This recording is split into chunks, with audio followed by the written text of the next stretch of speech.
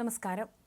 രേണു സുധിക്ക് വീട് വെച്ച് നൽകാൻ അനുവദിച്ച ഭൂമിയുടെ ആധാരം റദ്ദാക്കണമെന്നാവശ്യപ്പെട്ട് കോടതിയെ സമീപിച്ചെന്ന ബിഷപ്പ് നോബിൾ ഫിലിപ്പിന്റെ വെളിപ്പെടുത്തലിൽ പ്രതികരണവുമായി രേണു സുധി. വീട് വെക്കാൻ ഇഷ്ടദാനമായി നൽകിയ സ്ഥലം തിരിച്ചെടുക്കുമെന്ന് വ്യക്തമാക്കി ബിഷപ്പ് നോബിൾ ഫിലിപ്പ് രേണു സുധിക്കും മകനും നോട്ടീസ് അയച്ചിരുന്നു. പിന്നെ അപകീർത്തിപ്പെടുത്തുന്ന രീതിയിൽ നടത്തിയ സോഷ്യൽ മീഡിയയിലെ പരാമർശങ്ങൾ നീക്കം ചെയ്തില്ലെങ്കിൽ സ്ഥലം തിരികെ വാങ്ങുമെന്നാണ് നോട്ടീസിൽ പറഞ്ഞിരിക്കുന്നത്. ഈ സാഹചര്യത്തിലാണ് മാധ്യമങ്ങളോട് രേണു സുധി പ്രതികരിച്ചിരിക്കുന്നത്. വിവാദങ്ങൾ നടക്കുമ്പോൾ ഞാൻ സ്ഥലത്തില്ലായിരുന്നു, ഞാൻ ബഹ്റൈനിലായിരുന്നു. വീട്ടുകാരാണ് നോട്ടീസ് അയച്ചുവെന്ന് പറഞ്ഞത്. രജിസ്റ്റേർഡായാണ് നോട്ടീസ് എത്തിയത്. നാട്ടിലില്ലാത്തതിനാൽ നോട്ടീസ് കൈപ്പറ്റിയിട്ടില്ല. ബിഷപ്പ് എനിക്കല്ല സ്ഥലം തന്നത്. ഒരു സാക്ഷി എന്ന നിലയിൽ പോലും രേഖകളിൽ എന്റെ പേരില്ല. ഉണ്ടെങ്കിൽ പ്രതികരിച്ചേനെ എന്നും രേണു സുധി പറഞ്ഞു. വീടും സ്ഥലവും മക്കളുടെ പേരിലാണ് നൽകിയത്. കൊല്ലം സുധിയുടെ 2 മക്കളായ രാഹുൽ ദാസിനും ഋതുൽ ദാസിനുമാണ് ബിഷപ്പ് സ്ഥലം കൊടുത്തത്. എനിക്കതിൽ അവകാശമില്ല. പിന്നെന്തിനാണ് നോട്ടീസ് അയക്കുന്നത്? കുഞ്ഞുങ്ങളെയും കൊണ്ട് കടത്തിണ്ണയിൽ കിടക്കില്ല. നിയമപരമായി ഇറക്കിവിടട്ടെ.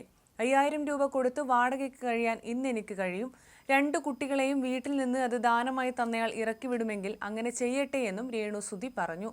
ബിഷപ്പിന് എന്താണ് എന്നോട് പ്രശ്നമെന്ന് അറിയില്ല. കേസിൽപ്പെട്ട സ്ഥലമാണ് തന്നതെന്ന് പറഞ്ഞു കേൾക്കുന്നു. ഞാൻ സെലിബ്രിറ്റി ആയ ശേഷമാണ് ബിഷപ്പിന് എന്നോട് പ്രശ്നം. ബിഷപ്പ് അഭിമുഖങ്ങളിൽ എന്റെ കുറ്റം പറഞ്ഞതിനു ശേഷം ക്ഷമയുടെ നെല്ലിപ്പലക കണ്ടാണ് ഞാൻ എന്തെങ്കിലുമൊക്കെ പറയാൻ തുടങ്ങിയത്. ആദ്യമൊക്കെ നല്ല സൗഹൃദമായിരുന്നു. വാട്സാപ്പിൽ മെസ്സേജ് അയക്കാറുണ്ടായിരുന്നു അദ്ദേഹം. എന്റെ കയ്യിൽ ഒരു കോൾ റെക്കോർഡുണ്ട്. കുഞ്ഞുങ്ങൾക്ക് വീട് നൽകിയതിൽ എനിക്ക് ഒരു പ്രശ്നവുമില്ല, രേണുവിനോടും പ്രശ്നമില്ല എന്ന് പറയുന്ന കോൾ റെക്കോർഡായിരുന്നു അത്. ബിഷപ്പിനോട് എൻ്റെ സഹോദരി സംസാരിച്ചപ്പോഴാണ് ഇക്കാര്യങ്ങൾ അദ്ദേഹം പറഞ്ഞത്. പിന്നെ എന്താണ് ഇത്ര പെട്ടെന്ന് പൊട്ടിമുളച്ച വിവാദമെന്നറിയില്ല. വ്ളോഗർമാരാണ് രേണുവിനെ കുറിച്ച് പറയാൻ പറഞ്ഞതെന്നും അദ്ദേഹം പറഞ്ഞതായും രേണു സുധി മാധ്യമങ്ങളോട് പറഞ്ഞു. ഒരു ബിഷപ്പിന് ചേർന്ന രീതിയിലല്ല അദ്ദേഹം സംസാരിക്കുന്നത്. എന്തിന്റെ പേരിലാണെങ്കിലും കൊടുത്ത സ്ഥലം തിരിച്ചു വാങ്ങുന്നത് നല്ല പ്രവൃത്തിയാണോ? രേണുവിനോട് പണി കിട്ടിയെന്ന് പറയുന്നവരോട് രേണുവിന് എന്ത് പണിയാണ് കിട്ടിയത്? രേണുവിനല്ല സ്ഥലം, രേണുവിൻ്റെതല്ല വീട്. കൊടുത്ത വീട് കുഞ്ഞുങ്ങളിൽ നിന്ന് തിരിച്ചു വാങ്ങുകയാണെങ്കിൽ അവരെ ദൈവം അനുഗ്രഹിക്കട്ടെ. രേണുവും വീടും തമ്മിൽ യാതൊരു ബന്ധവുമില്ലെന്നും രേണു സുധി പറഞ്ഞു. മിമിക്രി കലാകാരൻ കൊല്ലം സുധി വാഹനാപകടത്തിൽ മരിച്ചതിന് പിന്നാലെയാണ് ബിഷപ്പ് നോബിൾ ഫിലിപ്പ് 7 സെന്റ് സ്ഥലം ഇഷ്ടദാനമായി കൊല്ലം സുധിയുടെ മക്കൾക്ക് അനുവദിച്ചത്. നോബിൾ ഫിലിപ്പ് തന്റെ കുടുംബ സ്വത്തിൽ നിന്നാണ് 7 സെന്റ് പുരയിടം ഇഷ്ടദാനമായി നൽകിയത്. ഈ സ്ഥലത്ത് കേരള ഹോം ഡിസൈൻ എന്ന സാമൂഹിക മാധ്യമ കൂട്ടായ്മയുടെ അഡ്മിനായ ഫിറോസിന്റെ നേതൃത്വത്തിൽ വീടും നിർമ്മിച്ചു നൽകുകയായിരുന്നു. എന്നാൽ വീട് ചോരുന്നുവെന്നും പറഞ്ഞ് രേണു സുധി രംഗത്തെത്തിയിരുന്നു. ഇനി ആർക്കും ഒരു സഹായവും ചെയ്യില്ല, മനസ്സും അടുത്തുവെന്ന് ഫിറോസും പ്രതികരിച്ചിരുന്നു.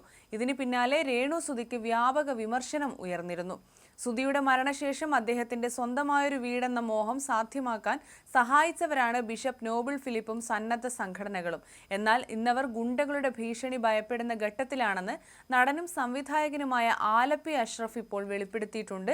ബിഷപ്പിനും കുടുംബത്തിനും ജീവന് ഭീഷണിയുണ്ടെന്ന് വിലപിക്കുന്ന കാഴ്ചയാണ് നാം കാണുന്നത്. തനിക്ക് എന്തെങ്കിലും സംഭവിച്ചാൽ അതിന്റെ പൂർണ്ണ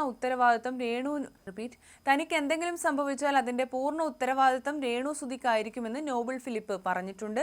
തന്റെ വീട്ടിലേക്ക് അപരിചിതരായ 2 ഗുണ്ടകൾ വന്ന് ഫോട്ടോ എടുത്തിട്ട് നിന്നെ പിന്നെ കണ്ടോളാമെന്ന് ഭീഷണി മുഴക്കിപ്പോയെന്നും നോബിൾ ഫിലിപ്പ് പറഞ്ഞു.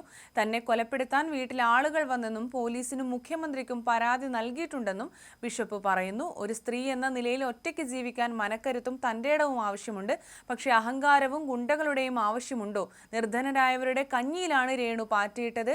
രേണു സുധിക്ക് തെറ്റുകൾ തിരുത്താൻ ഇനിയും സമയമുണ്ട്. ഇപ്പോൾ രേണു സുധി വേദനിപ്പിച്ചവരെല്ലാം നല്ല മനസ്സുകളുടെ ഉടമകളാണ്. ആലപ്പി അഷ്റഫ് തന്റെ യൂട്യൂബ് ചാനലിലൂടെയാണ് ഇക്കാര്യങ്ങൾ പറഞ്ഞത്.